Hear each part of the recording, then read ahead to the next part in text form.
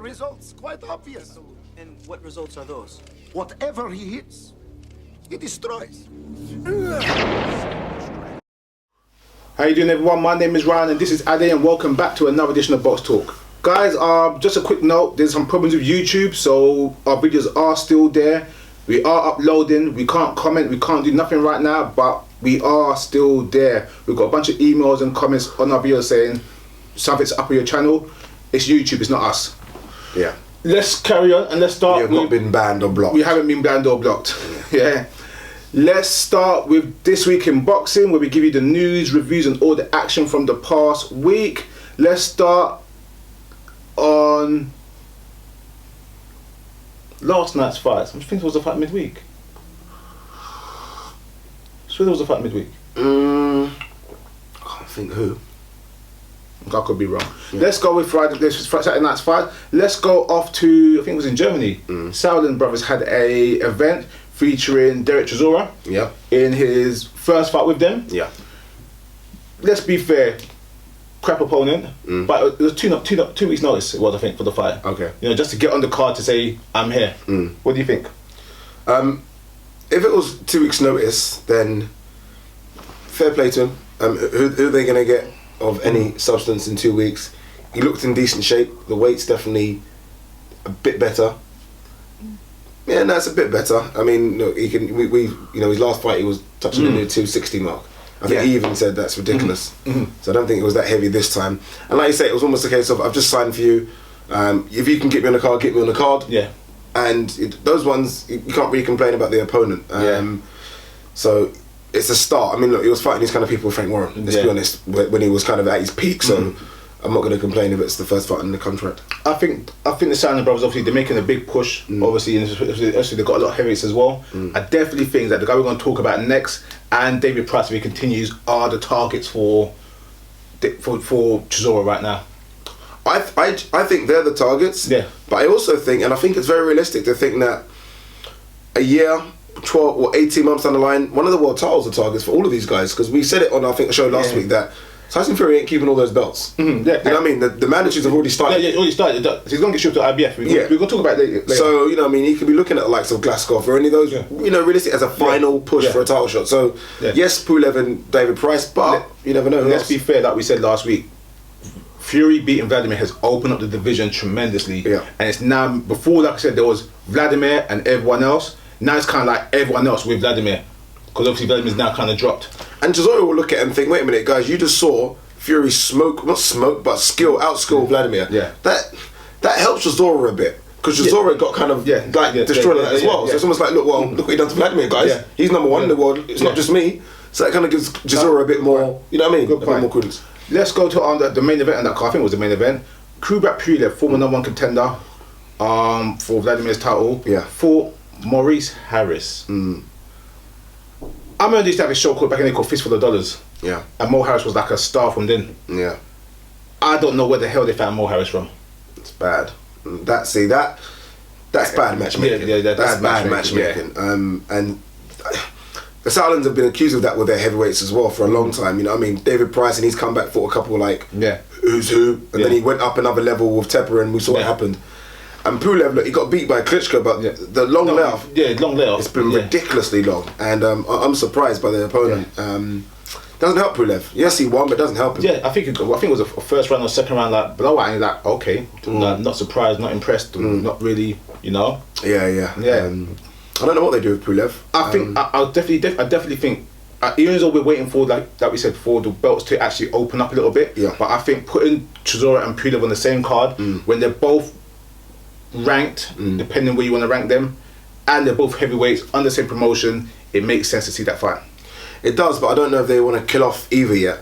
You just signed Chisora to, I don't know, I think it's a 5-fight contract. Yeah. Pulev must be a big contract guy for them. He must have, you know, 5. So I don't know why you'd want to starch one of the guys yet when you can starch a few of the other heavyweights out there. Do you know what I mean? We'll see. We'll see. All right. Let's go to, I think it was Saturday evening's fight, or was it Friday evening? And this is what I talked about previously. Joseph Parker fought. Oh, okay. Remember I was saying before that he's going to fight, I said about a month ago, he's going to fight this week and he's going to fight again in January. All the opponents are set. He won in the first round. Oh, surprise. I didn't want to watch the fight. Like I said, I wouldn't watch the fight. There was no benefit in watching the fight. but it proves my point. I was saying is that there's no hype or there's no credit in saying I'm gonna fight this guy on the 5th of December. Then I'm gonna fight this guy on the 12th of January. That means the guy you're fighting on the 5th is a waste of time. Yeah, it's like there's having confidence in your guy, but obviously trying to say that there's just. You know what I'm trying to say? It's just a pointless fight, with all due respect. And the thing about it, like, you guys know already, I'm high on Joseph Parker. I've been giving him credit. And he's right, calm down. He ain't that good. I've been giving him credit. But if credit's not due, you're not going to get no credit. Let's go to the UK last night. And another side of bad matchmaking. Huey Fury versus Larry Alabuimo. Yeah. Before I criticise Huey Fury, before I say this, I am not criticising Huey Fury. Because he was supposed to fight on the Fury fight last week, and his opponent pulled out 3 times. 3 opponents. 3 opponents pulled out 3 times. He was supposed to fight maybe a month before that, and that opponent pulled out as well. So they clearly have problems getting opponents. Yeah. This fight was arranged within a few days to get him some TV time, get him some publicity, get him active. I think that, to be fair, even the opponent he was supposed to fight on this card pulled out. Yeah. This was a late. So replacement. I'm not criticising Huey Fury. No, you can't. Yeah. He's having problems, but that fight was abysmal. Come on now, Larry Alabuimo has not won how many? 16, 17 his last. 16. He's lost 16 out of his last 17. Wow, he has lost 16 out of his last 17. As much as you want to get him in the ring and get him out there, that fight does nothing for Huey. Yeah, to be fair, if I'm the matchmaker and Larry, I can't pronounce his name. Larry Alabuimo comes and says, "Yeah, I'll fight." So it's like, sorry, Larry. There's no point fighting my kid. It sounds bad, yeah, because everyone needs to make a living and get paid. Larry's come for a payday. Look, it's Huey Fury, it's Channel 5, I'm going to get the spike. I'm going to get a little bit of money. I ain't won a fight in like bloody 3 years since my drug ban. He shouldn't get paid for that fight though. But he's going to get paid, honestly. But this is what I'm trying to say. Is that he should not get paid for that. That was... Yeah. That was embarrassing to the highest degree, by the way, from Larry. That was embarrassing. I'm not trying to say a man can't make a living. I'm just saying, though, giving him a blue chip prospect like Huey Fury means you're not going to last. The worst thing is, it's not just giving him Huey Fury. It's like he's been starched by people way below Huey Fury's level. That's what I'm trying to say. So what's the point? I don't see what Huey Fury gets. On last week's show, and even on Twitter, we gave Mick Hennessy a lot of plaudits for what he's done with Tyson Fury. I even put out a few tweets on loyalty. This is what loyalty looks like, and blah blah blah. But then I couldn't help but feel that if I'm Huey Fury and I'm 18-0, and I've got 13 KOs. That puts me pretty high in everyone's rankings. Yeah. And I'm fighting in front of a couple hundred people in the legislative caution. Yeah, they look full in there. If that did look full at all, you know what I mean. If that's, I've just seen my cousin fight in front of 55,000 in Dusseldorf, but how long it took him to get there, and I'm fighting in Legend Centre. I'm not excited about it at all. I'm not excited about my prospects, put it that way. I tell you what as well, one thing I will say on the flip side to that, Hennessy will say, look what I done with Tyson. Through the good, through the bad, through everything that's happened, I'll go to the heavyweight title in Dusseldorf, Germany. Which is true. So even though we're on small horse shows, there's a plan, a method behind the madness. We as fans, we as supporters of boxing, don't know the intricate parts behind contracts and TV deals or whatever. You don't know what he's getting legislated for. He might be having the legislated and giving his staff, giving his team good pay packets. Because these legislators are not being used, so you might get them really cheap, get a good door number, get a good TV contract, ITV. So it might balance out where small arena, big money on the other side. So those parts there is where I think he's making his money. He's got to be careful though, because he's obviously getting the contracts. I'm not quite sure what was up with Channel 5, because it wasn't on Channel 5 yesterday. But it was on Spike. Spike's good in America. A lot of people start with Spike. If I'm the Spike execs, I'm looking at that yesterday, I'm thinking, a few shit fights that was. America's like exciting fights. You know what I mean? They definitely got one exciting fight. They've got one exciting fight, but I'm looking at the rest and thinking, he's got his way of getting the contracts, which is good. He's got a way of getting TV contracts. And it's going to help now. He's got the world heavyweight champion. We're going to talk about it a little bit later. But I just feel like, we can give him plaudits for Tyson Fury, but we also have to look at the Chris Eubank situation, James DeGale situation, and others before that, and think, Kid Galahad situation, and think, what's going on with those fighters? No, but then that's what I'm trying to say though, is that he could say, if those guys hanged with me, I could have done a Fury with them. Maybe so. Okay, let's go with the main event on that card, which was Lenny Dawes versus Ruben Nito. Yeah? In a very, very good fight.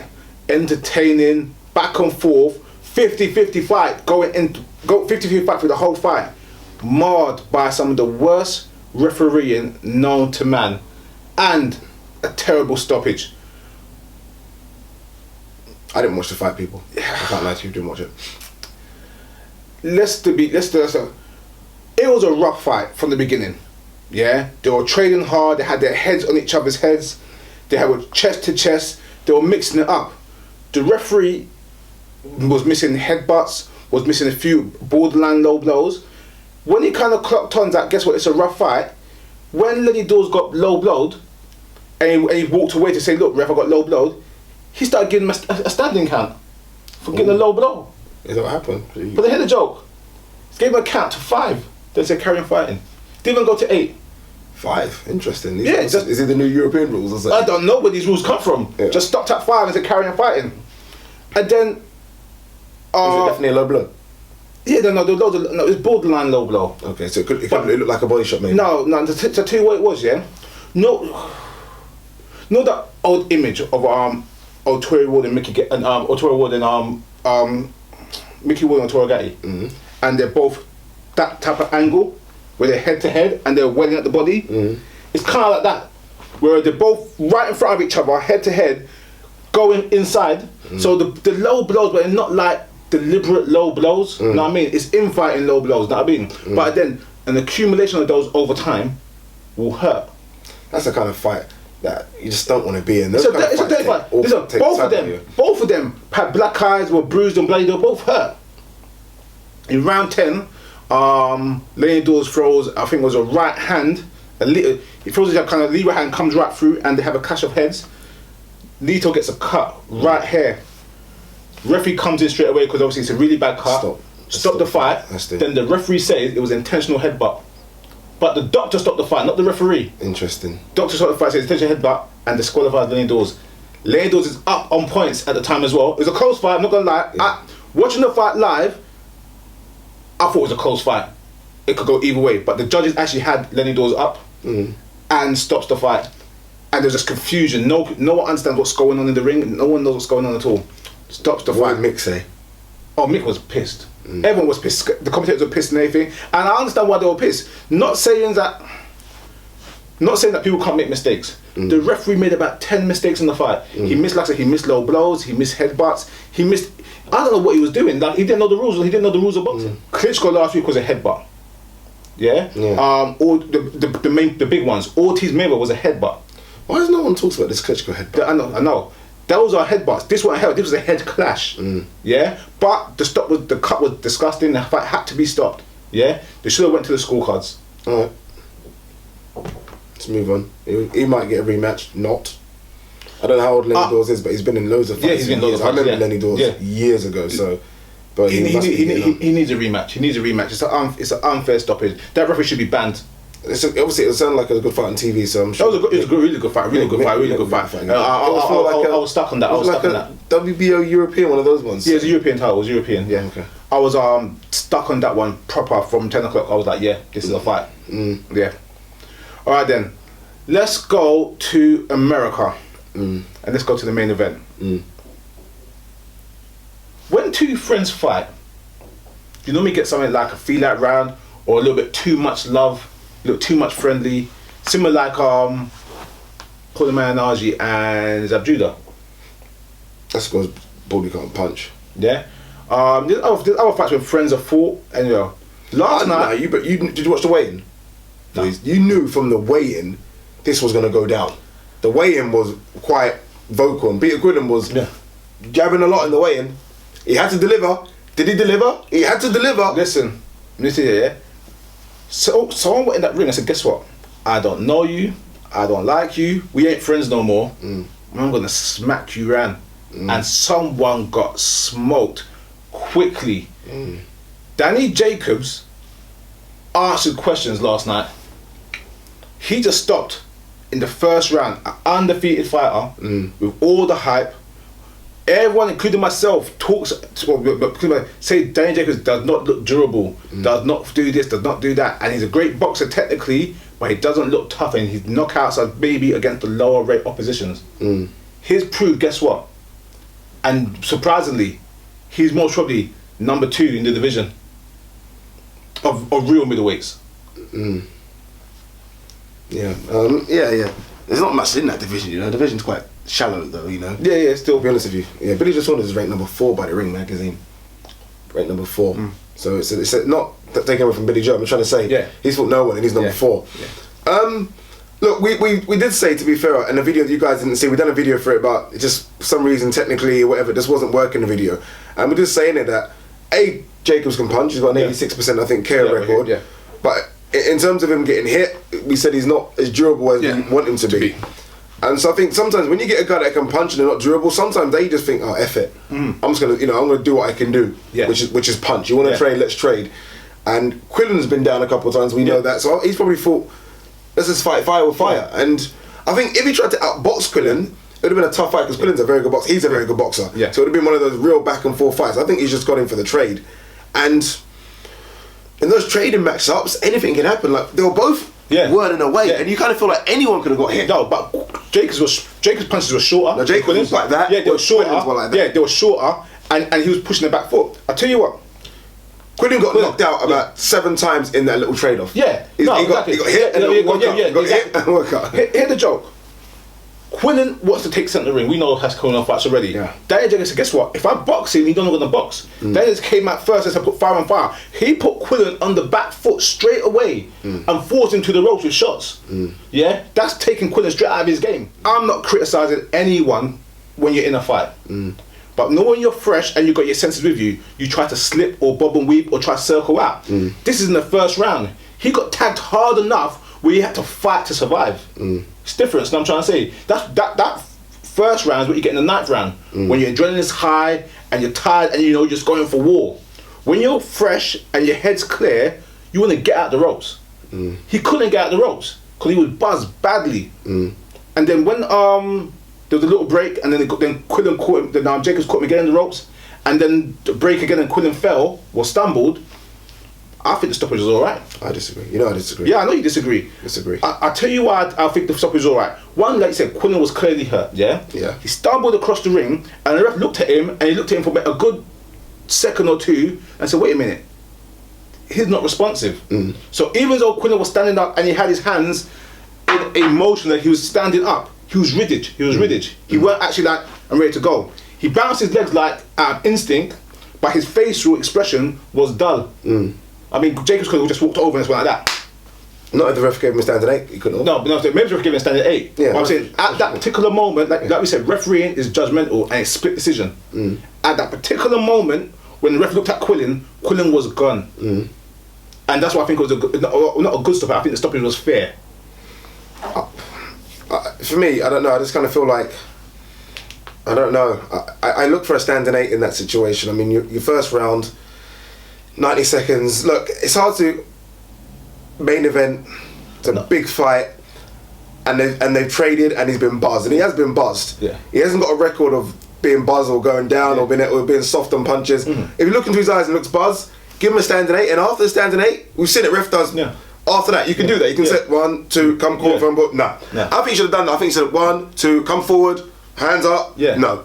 He didn't even give him that, and I feel like you deserve to get that at least. I agree with you. I understand the argument, and I've seen people on our forums going back and forth saying it's a good stoppage, it's a bad stoppage. I understand both sides of it, but the referee's main job, is to protect the fighter. And if you see a blank face or a blank expression, everyone has muscle memory.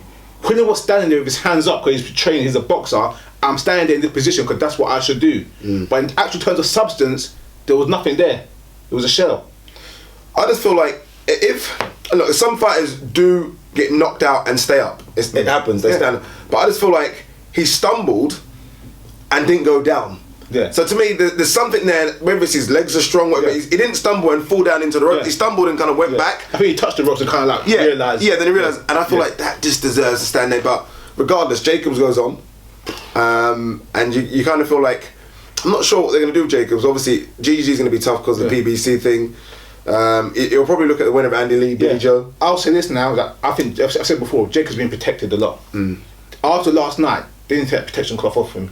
and let him go fight. Yeah, he's got to fight now. He's got to fight. He just proved a big point. So Jacobs has answered every question mark above his head.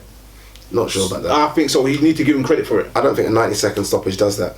I'm not gonna say it's lucky. I'm not gonna say that. But I feel like if he beat Quillin up after over 3 rounds and just annihilated him, I'd give him that. Sometimes in those kind of fights like that, anything can happen. Yeah, no, anything can happen. So I don't want to give him. I don't want to take anything away from him. But they could fight again like that, and Quillin could do that to Jacobs. Yeah, but in those short exchanges, one person clearly looked the better fighter. Yeah. Yeah, I'll give him that. Again, because I said Quillin fights on the front foot, he doesn't go backwards. He got forced into the ropes 2 or 3 times. Yeah, so it's showing certain capabilities that Jacobs has. Yeah, the question mark about Jacobs that he was always boxing safe because he was scared to get in the tear up because of the bloody Pyrogloss. He got to a tear up in the first round. So he doesn't have that mental demon what we thought he had. Put him in against the monster, then we'll see. No, that's a different story. But before we thought Jacobs boxing because that mental demon tells him. I can't train with the best punchers or the bigger guys. Box smart and tag them. But look, he's won. But again, what happens next? I mean, you look at, like I said, it's either going to be Anthony versus Billy Joe Saunders winner because he wants the belt legitimised. He wants the real belt. Have they got the real one? They've got regular. And they've got the real one. Yeah. No, I think. No, yeah. I think WBO in it. I think no, WBA. Oh, he's fought WBA. So GG's got the real one. Yeah. Okay then, I dare you, Jacobs. Go fight the monster. Okay, let's be fair though. Let's be fair. Before, that fight was unmarketable. Now that fight is very marketable. Regardless if it's going to happen or not because of PBC, before everyone was laughing at that match. That match is not a joke no more. What happens to Kid Chocolate now? You know, sometimes a lot of people have gambled with this PBC thing. Yeah. Some people have done well, they've rolled the dice and it's come out the other way and you think, okay, you've done well, you got some money. Yeah. He threw a belt away when he was supposed to fight Kovrov. Threw it away. He must be suffering right now. He must think, what have I done? What have I done? You know what I mean? Good. It's good. Listen, yeah. The boxing basement's there for people that we think are hurting boxing and are not doing the right things. And in hindsight, you could always say something after the fact. But I think his induction to the boxing basement after last night's fight proves the point. So you don't waste your career.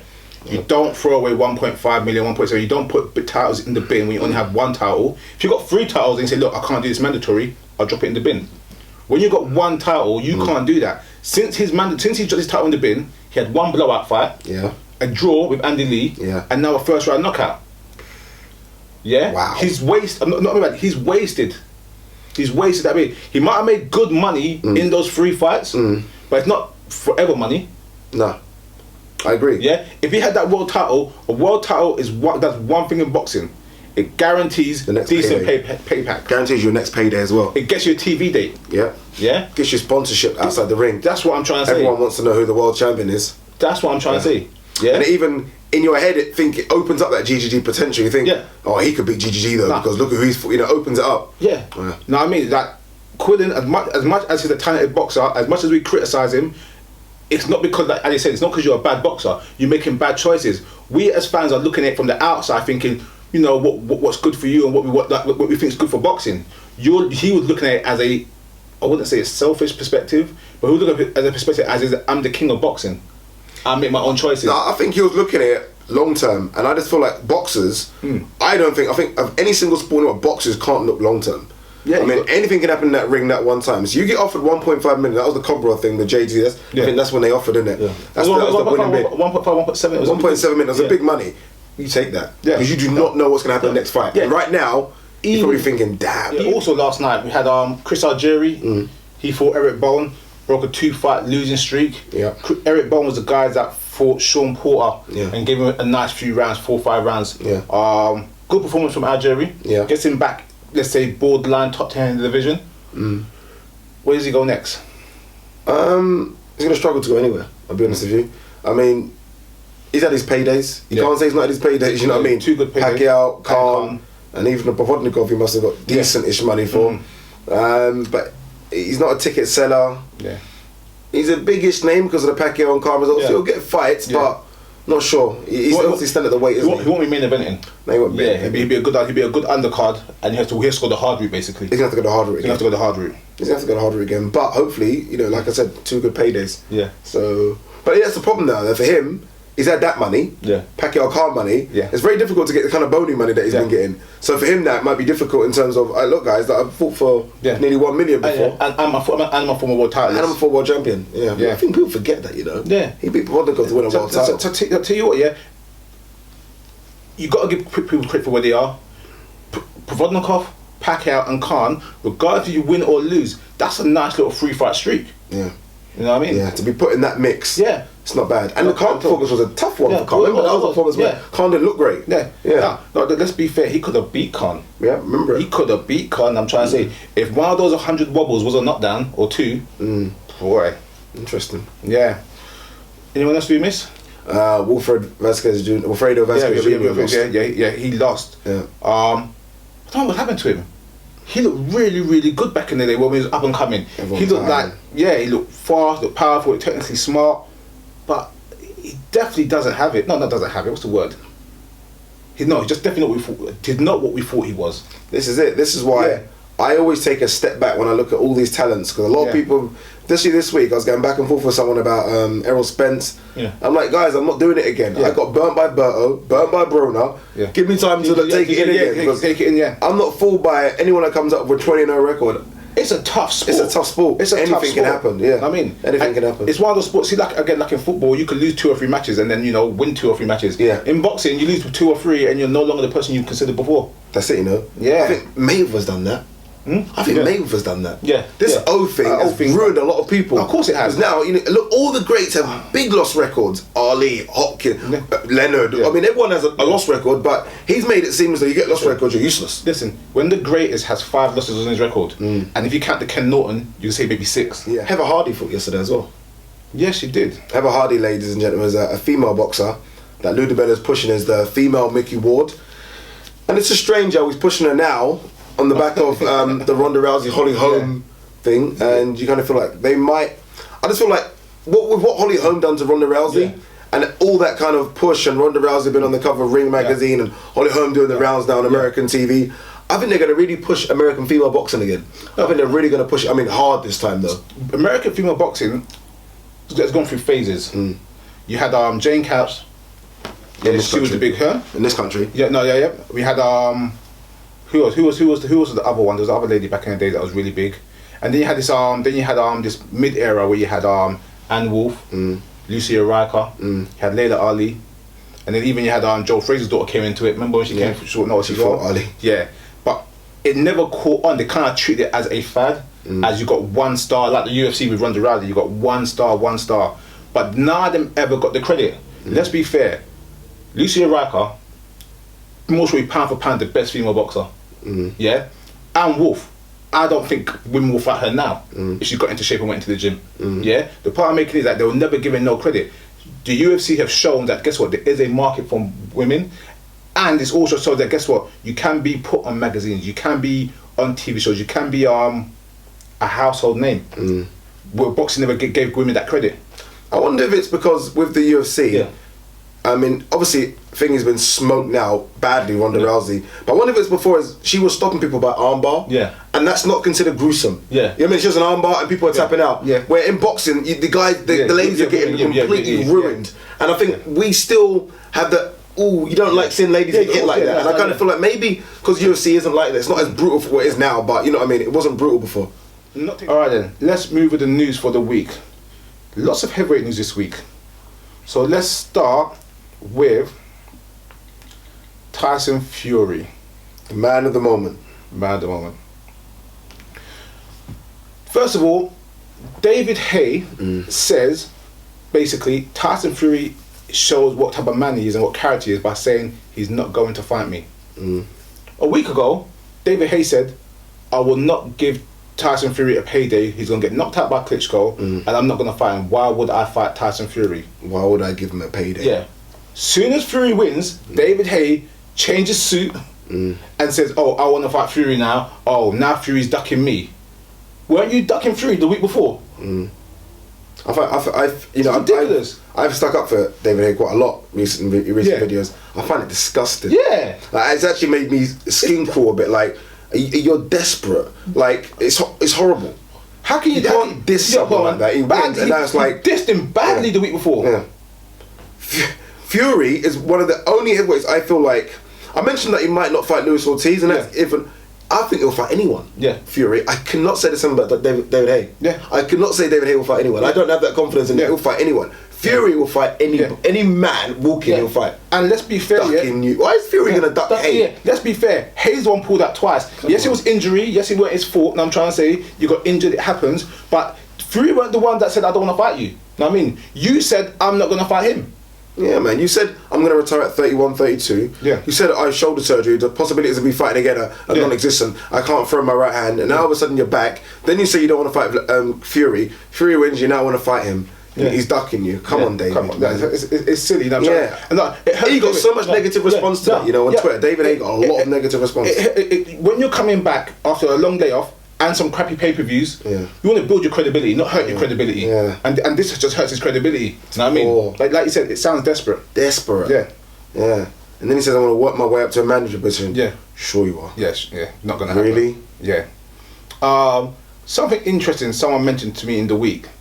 They said, with Mick Hennessy's contract with Channel 5, is there a chance we're going to get the world official heavyweight title on domestic TV? They're saying that the argument is that obviously to do that, the TV rights would be huge. But what a coup if you could get Channel 5 having Tyson Fury, Klitschko 2, or Tyson Fury in his first defense on Channel 5. Is it a possibility, or will it warrant Sky money? It's not as far-fetched as we think. I mean, look, we had GGG versus Martin Murray on. Yeah. I mean, people might say, it wasn't, but it's still GGG versus Martin Murray. Yeah. Do you know what I mean? In front of 900 people in Monte Carlo. Yeah. So I think you would never ever get Klitschko Fury on there. Impossible. That's a pay-per-view fight, and we know that. But you could get Klitschko. I mean, Fury versus one of his voluntaries or a mandatory on there, definitely.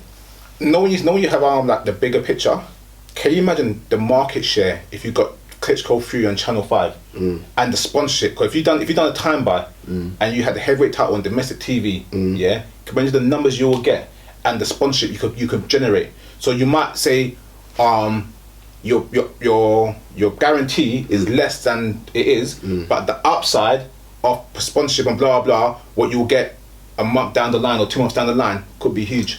I'm not sure what's up with his contract. I'm still find it very strange. Even because there was no mention of the Klitschko Fury fight even being on Channel 5, and I'm thinking, but your fights are on Channel 5. Yeah. So I even thought that maybe this week we might get to see it for free on Channel 5. Like they might show the repeats on Channel 5, but they haven't even done that. Maybe Channel 5, like most people, didn't think Fury was going to win. Maybe, so they didn't want to kind of dip their pockets to lose. Okay. In terms of UK promotions, Hennessy is the third. Yeah. If you could get the heavyweight title on Channel 5, that might make him second. Still third. No, but you got a point though. It's still a big. If he does it and he gets his fighters on the undercard as well and gets a 3-hour slot on a Saturday, that could be special. That would be old time, big fight live, ITV type quality. ITV. Fury, sticking with the heavyweights, like I said, Fury's been tagged in loads of comments this week. Controversial comments. Huge amounts. I've never seen so many. People are on two sides of the coin. Yeah. Comments on BBC Sportsman of the Year Award. Sports Personality. Yeah, Sports Personality of the Year Award. Loads of Fury news, and even last night the commentator on Channel 5 pulled up in his comments saying that you're now a role model, and Fury defended himself and saying, look, if I say this or whatever, it doesn't mean I'm whatever people are trying to make me out to be. We've said previously that Fury says a lot of controversial stuff. Yeah. And he seems a little bit reckless and he should be smart with what he says. Does that change now just because he's the champion of the world? Not for me. I've never watched boxing, and for my God, these guys are my role models. I've never thought of that. I mean, these guys are in the ring kicking each other's asses. I've never ever, I'm joking, I've looked at all my favourite, I've never ever looked at anyone and thought, kids, follow him. Yeah. He's no. Why do I have to go to a box? Why do all sports people have to tend to be role models all of a sudden? I mean, look, controversy sells. Yeah. We seem to like the Fury headlines when he's not a titleist. As soon as he becomes a titleist, it's like, my God, you can't say that. Look, we said a couple weeks, I think you mentioned it, that he says some stupid things. He needs to stop. He needs to stop. He needs to grow up. I agree, but I've never ever looked at anyone as a role model, especially boxers. But this is what I'm trying to say though. Fury's been saying this stuff for years, yeah. And I said he needs to grow up. I said, but I wasn't saying that he can't say this stuff. I'm saying that obviously he's a grown man. He should think before he says it. Yeah. That's not gonna stop because he's been doing it for 3, 4, 5 years. Now you got to have a title. Don't say nothing no more. It's not gonna stop. You can't criticize someone one time, but then don't criticize the other time. They should have been criticizing him from 3 years ago, Yes. from 4 years ago, from 5 years ago. Where was it a couple of years ago when we were at that press conference and he started having a go at a reporter, I won't say the name, and the reporter put a complaint in. Oh yeah, You remember, yeah? That was Chisora fact. Yeah, remember, yeah. But do you remember that? Yeah. Again, was the press jumping on it then? The British Boxing Board of Control. No, they did, but did the press jump on it? General press. No. Everyone's like, oh, Tyson heavyweight champion of the world. What did he say? Because he's won the title, now everyone wants to be his best friend and say, oh, he done this, he did that. A year ago, 6 months ago, these guys weren't writing about him. Yeah. But Tyson Fury does need to be careful. I mean, he's does need to be backtracked on a lot, like, I'm not this, I'm not that. Yeah. You kind of are if you said those things. He said a lot of homophobic things. He said, I mean, I looked at a couple of his tweets, because I'm obviously about this, and he has said some things, I'm like, talking about slashing your throat, and I mean, he has said some, obviously, look, he's still young, and he says it in anger. I think a few fights are pulled out, and frustration. You can't say a couple of those things. Some of those things have been you can't borderline, like, police should be looking at them. I mean, crazy stuff. Tyson Fury said in one interview, I might be a bit bipolar or something like that, yeah? And I think he said it in tongue in cheek, but I think it takes, the point he's making is that he knows he fires off the gun a bit, yeah? I think he's got a smart team around, especially his uncle, yeah? I think they sit him down and say, Tyson, you need to calm this crap down. And that's when he starts backtracking, because they're saying, look, we know you are who you are, and no one's trying to change you, but you who you are and you in the public forum are two different things, yeah? So we're not saying change yourself, just think before you react. And that's where the backtracking comes from. But Fury will always be Fury. Yeah, and I don't necessarily want to see him change like that. You know, I don't want to see a guy where you interview someone and they're thinking, you know, where it's not off the cuff. I don't want a thinking person. I don't want to watch interviews with him where he's actually think what he's. I almost wanted to fire off like that, which is why, although we diss Tyson, sometimes you look back and you laugh at some of these things and think, my God, I can't believe Tyson just said that. It's the best clip ever. Best TV ever. Mike Tyson, Razor Roddick dies. If he doesn't die, it doesn't count. If he's not dead, it doesn't count. You can't beat that as a soundbite. No joke though, no joke. See again, well, I watch Tyson updates or clips at least once a month. It's the best TV ever. Look what he said the post fight. Who was it with? Where he talks about fighting Lennox. I can't remember who he was fighting. My defense is impregnable, my style is impetuous. I'm a ferocious, I'm gonna eat your children. Praise be to Allah. That was the Lee Reese fight. Yeah. You can't beat that. Yeah. I mean, do they want Tyson Fury to just say, well, yeah, good fight, great, get out of here, you know, whatever. They're trying to basically there's I don't know if you know this, but there's a petition online. I think it's now reached 110,000 to get him removed from Sports Personality of the Year. They're trying to say he shouldn't be in there for what he says, and I feel like he's the only person on the list that actually has a personality. Yeah. Do you know what I mean? He's the only one. In the sports personality, he's the only one. And I think it's a disgrace. They're rating you on your sportsmanship, not on your best friendness. You know what I mean? So, hey, what the hell? Yeah. Let him say what he wants to say, because in 5 or 6 years' time, you're going to love it. Yeah. You're going to look at him and think, my God, that interview was crazy. Yeah. You're going to love it. Exactly. Let's stick with the heavyweight news, and let's go to Saturday night's fight. Let's go with the gloves are off. Dillian Whyte, Anthony Joshua. Yeah. I'm not gonna say it was the best TV. No, let me get it right. It was the best TV of the week. Oh, if you're gonna say it, best gloves are off ever. I'm not saying the best gloves ever. No chance. Yeah? But that there was on fire. Yeah. Yeah. Guys, I know you seen the video of me and Adi watching it. We started watching it first, and then we said, guess what? Let's turn the camera around, just tape it, just for the sake of it. Yeah. Not realizing how good it was. Yeah. Let's put a few points out of it. One, Joshua is extremely pissed. Let's just get the first one out. Skinny bodybuilder. Yeah, yes, that was, yeah. Yeah. Dillian Whyte is selling the show and made compelling arguments at certain points. Yeah. Johnny Nelson got a lot of criticism for his favoritism of Anthony Joshua. Tweeted it. A lot of people mentioned it. Waiting for a fight Saturday night. We're in for a fight. We're in for someone. Like there was times when look, Sky obviously edit it well, and I don't like what they're doing. They're making it look like villain in terms of Dillian Whyte versus the savior in terms of Anthony Joshua. And I'm an Anthony Joshua fan, and I don't like that. Do you know what I mean? But coming from that, I'm also a fan of Dillian Whyte. Yeah. I'm liking a guy that's anti-system. If you like, Johnny Nelson was trying to ask him questions like, shut up. Yeah. Stop trying to force me to give something. That's what he said. That's what he said. I hated that. You know what I mean? I think that's very. And Johnny Nelson done the same thing with Carl Froch, George Groves. Yeah. We kept on forcing George Groves to give Carl Froch plaudits, and I'm thinking, stop doing this. All I know is there's no feel-out round. You talked about a feel-out round with Quillin Jacobs. No. This is centre of the ring, and someone is going to get knocked out. This fight is not going 4 rounds. This fight's mostly going to go 3 rounds because there is definitely dislike and resentment on both sides. Yeah. Yes, we want a nice slugfest, a back and forth fight. These two are coming out to hurt each other. Joshua, as quiet as he was, there's times when Sky just paused on his face, and you could see he was burning up inside. Steam was coming through. I could feel it through the TV. It almost. And then Dillian White was laughing it off like what like he could say like they turned to Joshua to Dillian's face, and Dillian's laughing like he knew what he was doing. I just feel like when Dillian White says you're fake. Yeah. And Joshua, that was a time there where Joshua was like, I want to show you the real me right now, but I have to control it. Yeah. I've got sponsors. I'm a nice guy. I can't swear. Yeah, I can't do all. So it's like, just breathe. It's like somebody's head, a counsellor saying, if he bugs you, just look at him and breathe.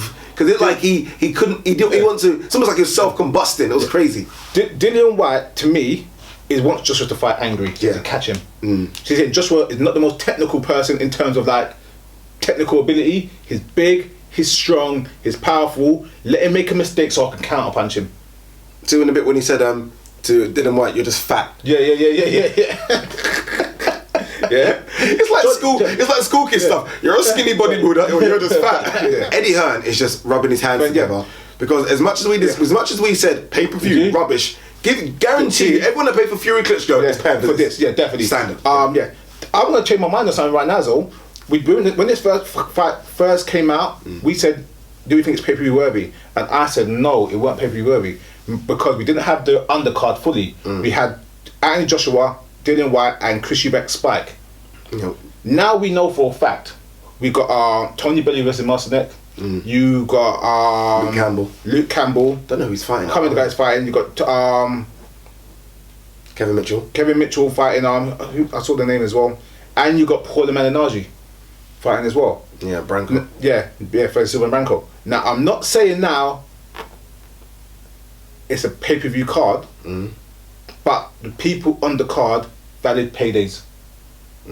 When you have a card that bad, that stacked in terms of names, you now need to start thinking about how you fund it.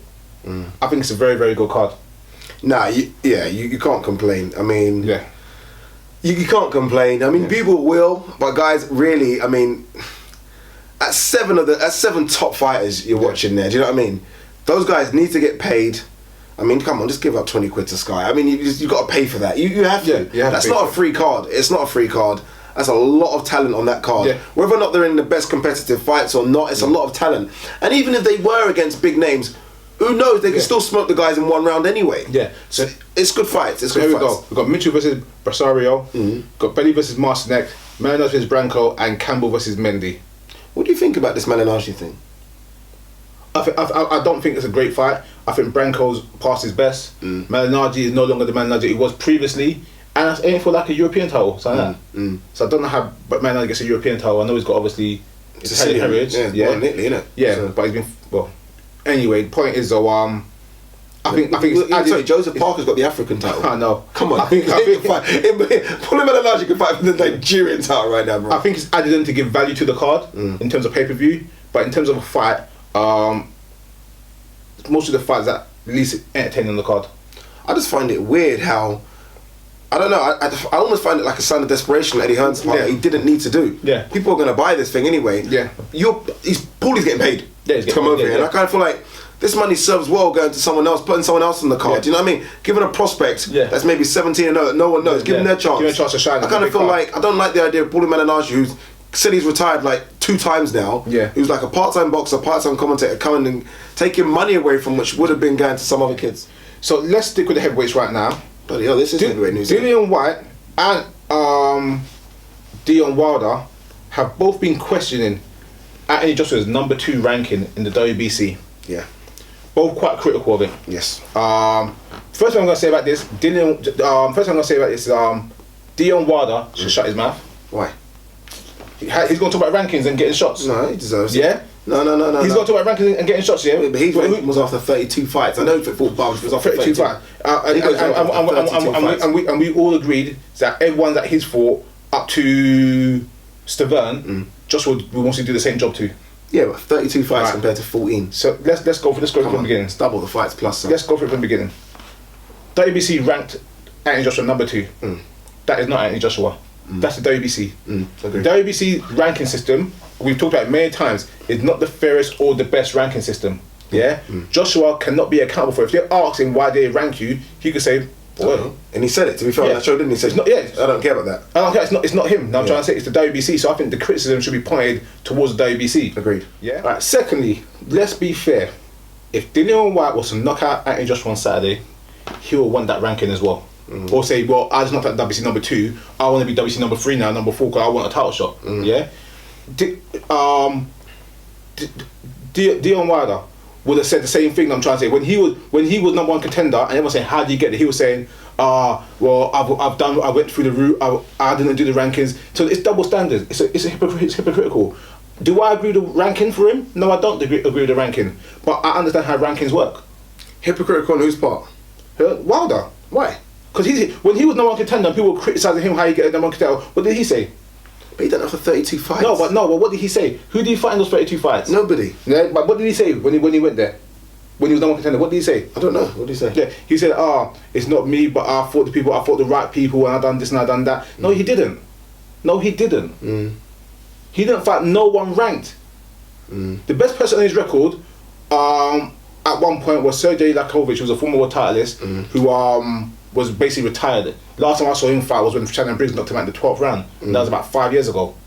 Then he fought Malik Scott, who was borderline top 15. Yeah.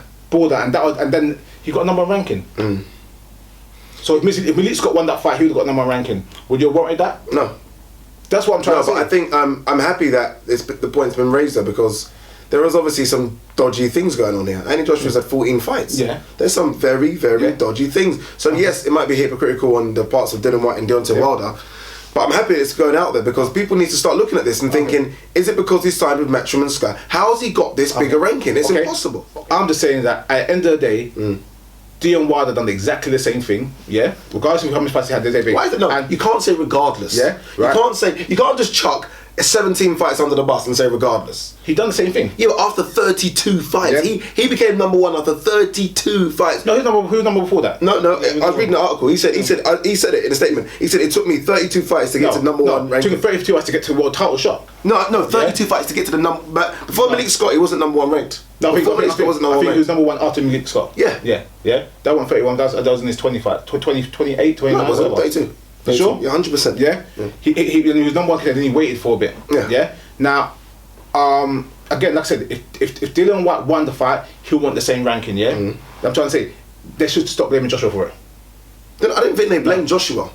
I think they're blaming. They asked the question, why is Joshua that high up? And I think the question deserves to be asked. And I think the WBC should show and prove as to why this kid is ranked so high after 14 But that's fights. what Boxing News done. Yeah. And that's why I said I understand their ranking. They're not agreeing with it, but at least they explained it. No, Boxing News wasn't really rankings. It was most like position, because it doesn't mean anything. It's just a magazine's position. Yeah. WBC is official rankings. Yeah. And I want to know why Kevin Johnson and Cornish get you number 2 ranked in the division, in the best belt in heavyweight boxing. Someone's got to ask some questions. You know what I mean? That is the best belt. That green belt, regardless of all the other belts that Fury's got, that green belt is the number 1 belt in boxing history. Why are you second ranked after 14 fights? Sticking with Wilder, he said this week his single belt, the WBC, outvalues Fury's belts and Fury's achievements. His single belt outvalues Fury's belts and achievements. WBC is the most prestigious belt in boxing. He doesn't need Fury's belts to legitimize himself. Yeah. Must be a typo. There must be a typing error in that statement. Yeah. That is absolute nonsense. Yeah. That is absolute nonsense. It's so strange that all these people that didn't want to mention Klitschko's name, as soon as Fury beats Klitschko, they all want to fight Fury. Yeah. All of these guys that didn't want to go to Germany, I don't want to go over, why am I travelling, blah, blah, blah. Now all of a sudden I'll travel to England. Yeah. That's what Klitschko and Wilder said, I'll travel to the UK. hey, I'll fight him. No one wanted it before. Punks. All right then. Last bit of heavyweight news for now, and just this quickly. Klitschko said he wants to rematch. Yes. Oh yeah. The IBF has already stated that if Fury doesn't defend against Glasgow, they're gonna strip him of the IBF belt. Yeah. Fury said we'll put the belt in the bin and embarrass the belt because he's earned the belts and everything. This is because of Kathy Duva. You know the reason why, innit? Yeah. Kathy Duva has refused to go through negotiation and has requested a purse bid because she suspected obviously the rumours are going to happen. By not going through negotiation, going for a purse bid, it makes the fight. I think the purse bid is for the 9th of December. Yeah. Which is Tuesday, which means it gives Fury 9 days since he won the fight to make a decision. Very, very unfair. It is very, very unfair. It is, and but to be fair, Kathy Duva's just doing her thing as a promoter. She's defending her fight. Yeah. Glasgow says that I want to fight, and you know she's a small promoter right now. It's a big fight for her. It's a big fight for her. So you can't necessarily blame what she's doing. You must have to look at the IBF and say, look, they should know that if Klitschko has forced, you know, if the rematch is in the contract, they should know there's nothing Fury can do. There's absolutely nothing he can do. You know what I mean? What's the bigger fight for Fury? Glasgow for Klitschko? Yeah. I'm more interested in Klitschko talking about him saying he wants that rematch, though, to be honest. It's very interesting that he's come back, put a video out as well, saying Christmas present for everyone. Have you seen the video? No. Like, hello guys, Christmas. His injuries have gone already. Yeah. It's gone already. Hello guys, it is a machine. Good Christmas present for the new year. I won the rematch. I can't do his voice, sorry. Yeah. And interesting that he wants that rematch. Yeah. Very interesting. Yeah. I wasn't too sure. Yeah, I mean, although I was saying he should retire and you saying he should, I thought he was going to retire. I don't think he should have, but I thought he was going to. Yeah. So him to say he wants the rematch, you know, I think Fury beats him again after that, but you never know. Alright then. Let's go with some other news now away from the heavyweights. Pacquiao called their press conference. Do you see it midweek? No. Pacquiao is on fire again, calling Kovalev a racist, and he wants this and he wants that, and he's now got a new trainer with Freddie Roach, and it's going to be blah blah blah blah blah. Pacquiao is motivated. Does it make any difference? Nope. Don't even know why this rematch is going ahead. It's embarrassing. You get knocked out in the 8th. Yeah. I've watched that fight about 10 times back, saying I must have missed something. I'm adamant I missed something. Yeah. Yes, Pacquiao got a couple of shots on. Why wouldn't he? But why is this rematch happening? Yeah. And then Pacquiao lost his last fight argumentally. Yeah. You know what I mean? Yeah. They're just showing the preview for Dillian Whyte, Joshua. Can't wait for Saturday night. Do you follow Andy Joshua's Twitter or Instagram? Yeah. Okay. Yeah. Did you know, because Dillian Whyte said that he never knocks no one out. Yeah. So Andy Joshua put up? No. Straight away, him knocking someone out. Yeah. Instantly. He's bugged by it, bro. He's bugged by that. I thought about it. It's true. I thought, Yeah. He doesn't put people to sleep, does he? Like a combination. And referee stops it. And referee stops it. Interesting point, though, isn't it? Yeah. Alright then. Let's go with the rumour mill. And rumours has that Pac-Man versus Bradley 3 is coming in April. What, the movie? Sounds like a movie. Yeah. Bob Arum, you are poor. I wouldn't be surprised. That's typical Bob Arum.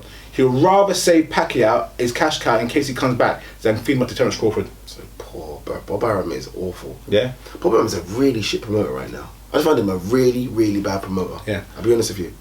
I think his chief over here, Todd DeBooth, is really, really good. Yeah. But I think Bob Arum overshadows everything. Yeah. Yeah. Him as a mouthpiece now, I've just come bored of it. And sometimes I say he's a bad promoter. I don't know if it's even him doing this fight. It might not even be him doing this fight. Do you know what I mean? But Bradley Pacquiao, Michael Conks, could be Michael Conks. Yeah. Bradley Pacquiao is disgusting. Yeah, but I don't know. Okay, no one thought Bradley won the first round except his mum and dad. Yeah. Yeah. So I don't see what they're going to sell a free match as it's 1-1. That's what they're going to do. Yeah, but it's not. Even though he lost the first, lost the second. Yeah. And I know because he's got Teddy Atlas now, he's a new guy. Yeah. Please. No, tell us would be some more wrinkles to Bradley. I think Bradley would look really, really good. I think Bradley could beat Pacquiao. Yeah. I just don't want to see the fight. I don't want to see the fight. Yeah. I'm more interested to see Atlas versus Roach. No, not in a fight. I mean, you're talking at the round table. They'll go at each other, you know. Yeah. Let's go with more rumour mill. And this one came out. A few guys on Twitter sent this to me about a week ago, 2 weeks ago. I didn't respond because I didn't hear the rumour. I heard the rumour, but I thought, nah, it can't be true. I didn't want to start debunking it straight away. But it sounds official. It's that Kell Brook is going to fight Kevin Beezer. Justin Bieber. Yeah, Justin Bieber. That's what we're going to call him, by the way. He's going to be called Justin Bieber until the fight night. Okay.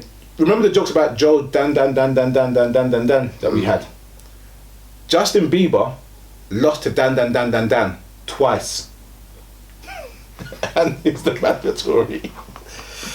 Oh God! What do you do with Brook, man? Kell Brook and Amir Khan fans go back and forth on our videos all the time, yeah? And we try to be impartial. And at certain times I've defended Khan, and at certain times I've defended Brook, depending on the argument or the scenario. This fight gets zero defense. Take the head guard off, take the gum shield out, put your hands down, and take a beating.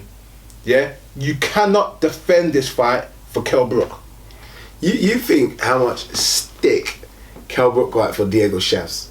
Yeah. You think how much? This is below that, people. When I saw the tweet, yeah, I like it could not happen. God. I swear. To be Eddie Hearn has come out and said we're forced to. Yeah. There's nothing we can do, and he's tried to soften it by saying it's not us. It's not us, but you know we're going to give you Kell Brook in the summer. Yeah. We're trying to soften it. I'm talking about now. No. Right now, your guy is how many fights has Brook had? 36. Oh, he's had a few. He's had a few. And still, the only name is Sean Porter.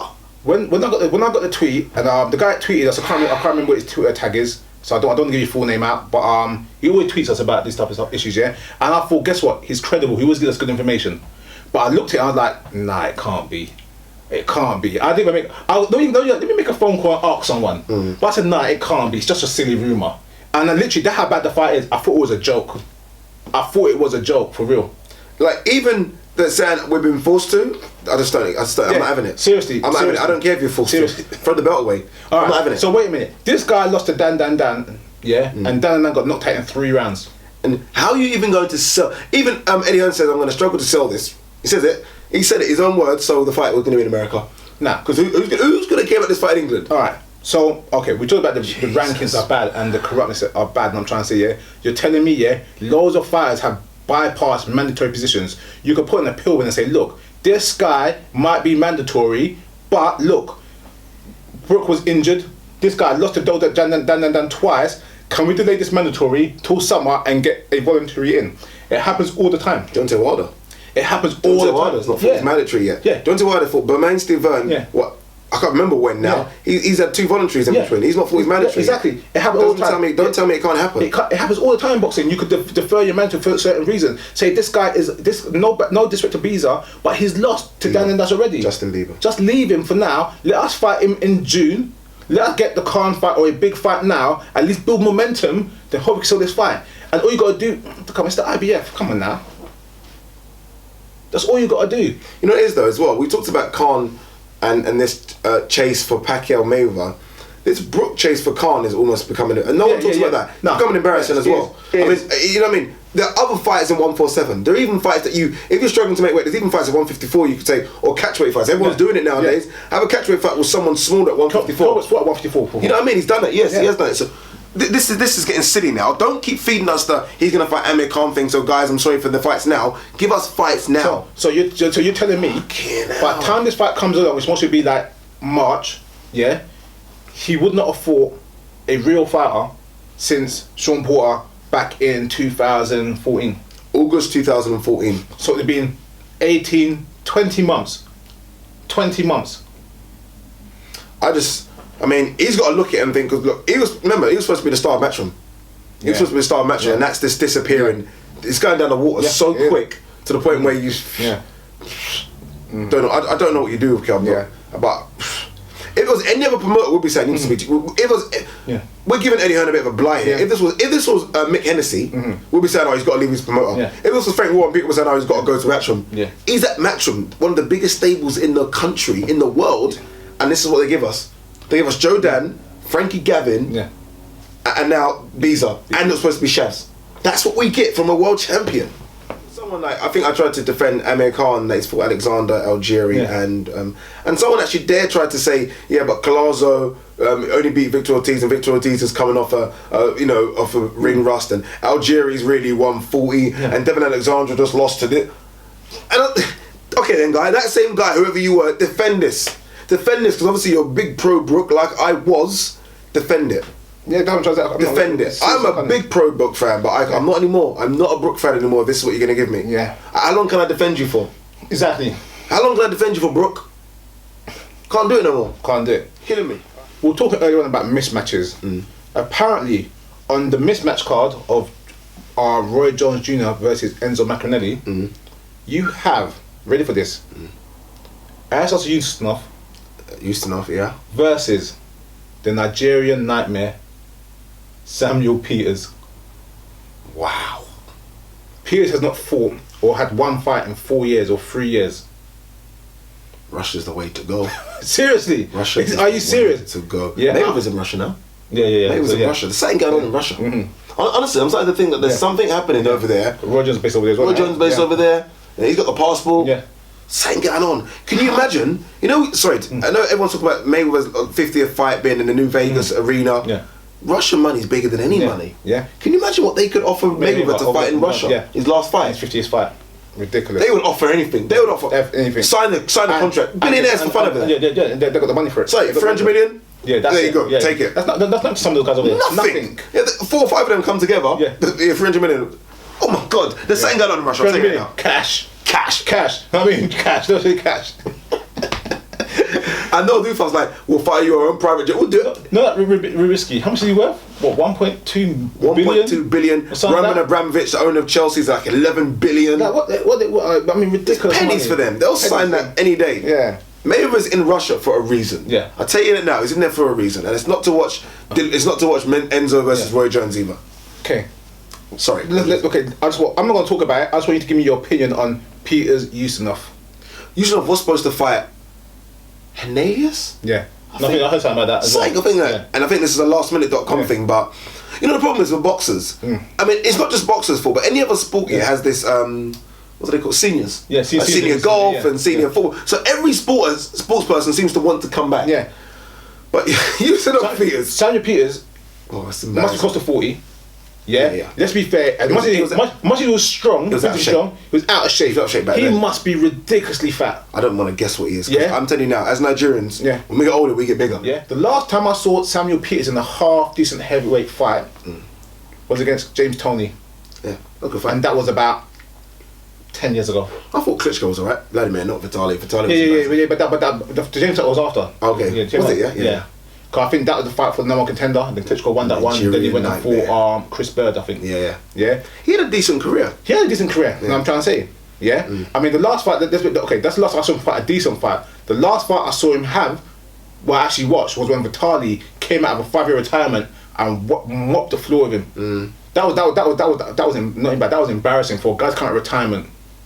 I mean, Vitaly's a great fighter, Yeah, but like still. a 5-year retirement. Though. Yeah, but Vitaly's a great fighter. He mopped the floor with Peters. Yeah, it was painful to watch that. Yeah. That was very painful, but you know what it is though.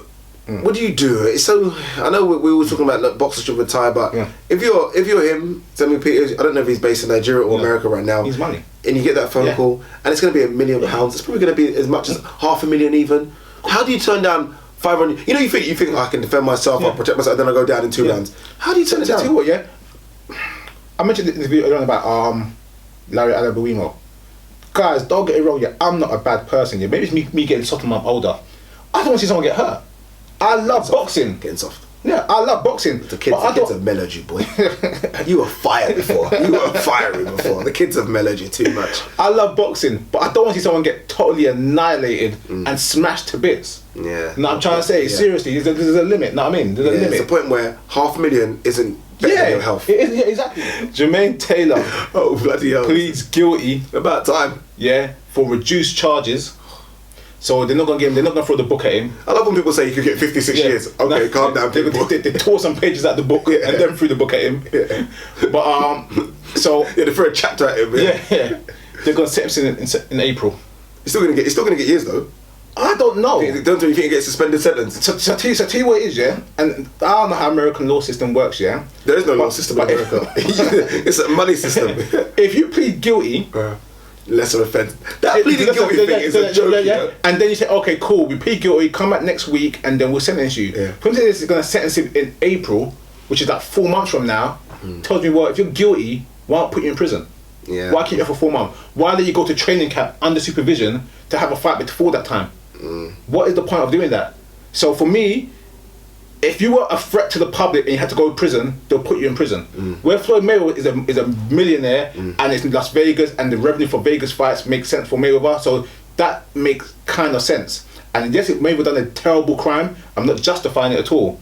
But Jermaine Till is shooting people. And to be It's fair, different. You know what I'm trying to say? Mayweather went jail. He went jail, yeah. He went jail. But they They delayed it. Yeah, but he still went jail. Yeah, he went jail What was for it? 45 days, I think. It was 3 months and it was 45 days, I think. If Jermaine Taylor don't get no time, That's what I'm trying to say, yeah. I'm not Bloody justifying. hell. All crime is bad. I'm not justifying. But I'm trying to say, threatening your missus and allegedly hitting her, Yeah. and start shooting your people. cousin, Yeah. shooting in the public, all the madness there. It's different. I'm trying to say. and being sectioned under the And Mental Health Act. Thank you. Yeah. I think your ass needs to go to jail for a little while. That's what I'm trying to say. He should be going to jail now. Not saying wait till April. So I wouldn't be surprised if April comes and they go, guess what? The third sentence, community service. Boy, what community is going to take him? I'm about to say a job where we get banned. Yeah, imagine it though. Like Jermaine Taylor's come to clean the walls, we'll clean them. It's okay. We'll clean them. It's alright. That's okay. We'll clean them. O'Neal Bell, former cricket champion that was murdered last week, they've caught and charged a suspect, and they're looking for 2 more. How old was the suspect? 17, 18. Yeah, 18 years old. 18-year-old boy shot and killed him. Doesn't, as much as I want to say I'm shocked and surprised, nope. Nope. Nothing. Not surprised at all. At the age, nothing surprises me in this world anymore. Yeah. No, I'm not joking. Yeah. Nothing. You can tell me the most outlandish story, and I'll be like, kind of get that. Yeah. Nothing surprises me. Mad. Yeah. Mad. This is an interesting one. Even though I got my winner already. Martin Murray versus Paul Smith. Yeah. Signed apparently for April. Do you think it's a good fight? I do. I actually do. I feel like it's not so much if it's a fantastic matchup, but Martin Murray needs to fight at home. Paul Smith says he wants to continue fighting, and both of them have the Arthur Abraham thing in terms of how you're going to play the fight out. We both beat Arthur Abraham. That's what they're going to say. Said in the fight. So it's a decent little matchup. You said, I think in the Martin Murray video, that Martin Murray's better than Paul Smith. Yeah. I kind of really? So it'll answer a few questions to people, and you never know. I don't know where the winner goes, to be honest. But regardless, it's a good little matchup. Yeah, I think it will sell out. It'll sell out in Liverpool Arena, Echo Arena, MEN Arena. It'll do well. So I tell you what, I think it's an entertaining fight. I think it'll be enjoyable to watch. But I only see one winner. Yeah, you see Martin Murray. Yeah, I see Martin Murray as being the winner. And it'll be an entertaining fight, but I don't see it as being like, it can be close down the line. I think it's a comfortable decision win. You know what it is for Paul Smith? Paul Smith will look at him and think, in my last few performances, he's done well. I beat Arthur Abraham. I think it was close. Then I got beat, but I still didn't get stopped by Arthur Abraham the next one. And then I went to Andre Ward, and I fought Ward, and with due respect, he'll think, you're not Ward. Yeah. You're not Ward. There's nothing you're going to show me that I haven't just seen from the pound for pound star, so we'll see. No, true point. Carl Canelo official pay-per-view numbers have come in at 900,000. They're spinning it already. Great number, wonderful. It's bring us 52 million in revenue and blah blah blah blah. And they're spinning it. Yeah, you got to pay cotton for it. Yeah. Let's be honest. It's a letdown. Big time. Yeah. Now, in terms of anything, 900 pay-per-view wise is a huge number. I will not criticize that number at all. But in terms of projection, it is about 700 views of what they want. 700,000 views of what they wanted. Because the original projection from De La Hoya was 2 million, which was large. But then it was fair though. Yeah, but then it was what's the word? Conservatively estimated at 1.5 million. And then the week before the fight, dedicated to dropping it 1.5, 1.4, 1.3, 1.2, 1.1. Then it was like, it will definitely make 1 million. Now it's definitely coming under 1 million. So as much as they're spinning it, it's a letdown. How does boxing progress now with the current pay-per-view market, knowing that 2 of their stars, especially Canelo wants to be a pay-per-view star himself, cannot break the 1 million by? It doesn't progress. Boxing doesn't progress. We spoke about it when this fight was first mentioned. It came on the back of the Pacquiao Mayweather fight, I think, and I was excited. Like, my God, we got big fights. This is it. This is the biggest fight of the year. 900,000 pay-per-view buys for the biggest fight of the year. is Yeah. poor. You can't cut it any two ways about it. Second biggest pay-per-view of the year. Yeah, second biggest fight of the year is poor. No, in terms of, second biggest fight. I mean, Mayweather Pacquiao was the biggest fight, but it was done. It was we know there was the two Asian stars coming to the end. Yeah. Cotto versus Canelo was supposed to be a war fest, and everyone was supposed to buy it. There was going to be this and that, and I even when it was starting, I said, "Would it do 2 million?" Yeah. I was even thinking it could go crazy. 900,000 pay-per-view buys, and I've said this to you off camera. When UFC are doing 1 million, Conor McGregor out there talking about it possibly doing 1.6. Yeah. You got to look at and think, who's the next? Yeah. Okay, guys, who's the next guy that's going to do any pay-per-view numbers? What's the next boxing match in your head that you can think of that is going to do big pay-per-view numbers? Yeah. HBO. What do you think? That's going to do big pay-per-view numbers, even 500,000. Kovalev Ward. You think Kovalev Ward will do pay-per-view numbers? Yeah. I think Kovalev Ward will do enough. 500,000? Yeah, just about. I thought that about Gigi Lemieux, and they're talking Gigi Lemieux coming 150,000. Yeah, bro, I heard 90,000, bro. No joke, bro. I heard 90,000. I heard 90,000, bro. Yeah, I heard 90,000. Yeah. I'm not trying to give myself a big head, but most times the numbers I get are kind of correct. They're kind of correct. Yeah. 90,000 for Gennady, and you see the hype around Gennady Golovkin. Yeah. That hype is huge. That hype doesn't exist with Kovalev, and the hype's not existing with Ward. So I'll be shocked if Ward thing does anything more than 250. If Cotto Canelo, with all the promotion around it, can only do 900,000, I'll be shocked if Kovalev. I'll be shocked if Kovalev Ward even happens. Yeah. I'll tell you now, what it does show though, and apart from Mayweather's fight against Berto, which was just bollocks, pardon my French, Mayweather knows how to sell a fight. Yeah. He is fantastic. Because when he didn't get 1 million, it was like, oh my God, he hasn't done 1 million. Yeah. But Mayweather, 1.1, 1.2, 900, 1. I mean, these guys now, it's like the fighters don't know how to sell a fight. He is fantastic at selling the fight. And that's why I think he will come back, because boxing might need him. Yeah. You know what I mean? It might need him. Yeah. Frank Warren offers £500,000 to Anthony Crolla to fight the winner of Terry Flanagan, Derry Matthews in a unification match. That's the press release, or that's the official statement. Obviously, the contract is going to be different. That might be strictly to be under Frank Warren Promotions, on Box Nation, all these other little bits. No rematch clause. Matchroom has no say in the promotion. There's no, it's a Frank Warren contract, so it's going to be in Frank Warren's favour. Yeah. I don't think Matchroom is going to accept the offer. Will Matchroom counter offer or request a joint matchup, or is this fight a no-go straight up? No-go straight up. It's a no-go straight up. When you are with Matchroom and he'll get big fights. He'll make that money. I don't think he's looking at he's on the phone to Frank. So I'm sorry, on the phone to Eddie. Say, Eddie, I need that 500,000. Yeah. Look, you know what's going on it. Yeah. Eddie will probably say that. And Eddie could talk as well. Eddie, you know what I mean? Yeah. And like you say, that contract probably means, it has to go on Box Nation, as you say. Yeah. Which is not going to happen. Yeah. It has to be this. It has to be that. We need this and we need that. Nah, there's a lot more than just is 500,000. And I don't think Matchroom no disrespect, I don't think they're broke to the point where, oh yeah, we'll take it. Yeah. Quick, sign. Nah. Yeah. But then again, Eddie Hearn done the same thing, didn't he? To Frampton. Yeah. Was it $1 million? 1.5. 1.5. So why can't it be done to him? Exactly. I'll say this, I understand your point about Quillin doesn't need Flanagan, but boxing needs the fight. We've got two homegrown champions in their prime right now. It needs to happen somehow, or some way or another. What would you rather see though, Flanagan Crolla, or they're saying Crolla fights the winner of Mitchell's fight, or Crolla possibly Mitchell? Which one do you prefer to see? I know you like the unification, but what would you rather see as a fight? What would you want to see? I'd rather see Mitchell Flanagan. Yeah, that's what I want to see. That would be war. The North-South divide. Yeah, that would be a war. That's the fight I want to see. Jeez, but here's the thing about it. Frank Warren's got to do what he's got to do for his company and for his business. 100%. Yeah, and I have no problem you doing that as well. But I think that when you make those type of statements, you should clarify what the terms are. Because now, whatever happens, it sounds like Quillin's ducked. If the fight doesn't go ahead. Matchroom should make a counter offer, and say, look, blah blah blah blah, it's not going to happen. Let's be fair, Matchroom and Frank Warren and Queensbury Promotions don't seem to like working together or do things together at all. Yeah, think. Yeah. Also, Crolla has the better contract right now. He's on Sky. Yeah, he's on the pay-per-view. He's on the pay-per-view platform on Sky as well, which means he could grow a fight and potentially make more money down the line. Yeah. So Crolla's in a strong position.